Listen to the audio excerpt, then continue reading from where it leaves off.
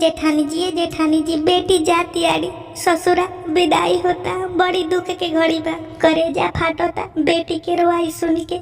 ए दीदी जी विदाई के गीत गाई न। अरे सारी रतिया गुजरी गईली ए बेटी दुआरा कहाँ लैले डोली हो राम।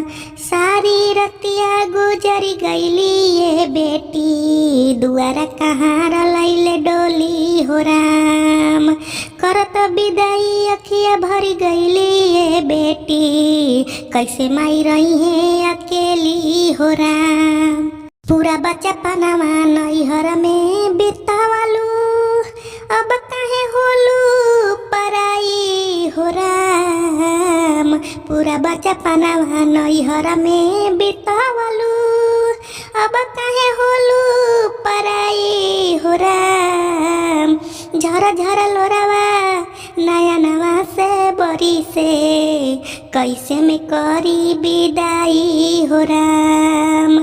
सारी रतिया गुजरी गईली ए बेटी दुआरा कहाँ लैले डोली हो राम। ससुरा के भाग चमकई हो ये बेटी सस जी के माई तुमनी हो राम। ससुरा के भाग चमकई हो ए बेटी ससु जी के मनी हो तुमाई हो राम।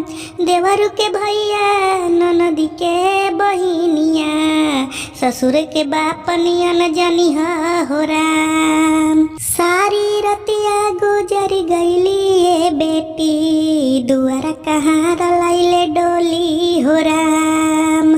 करत विदाई अखिया भरी गईली हो बेटी कैसे माई रही है अकेली हो राम।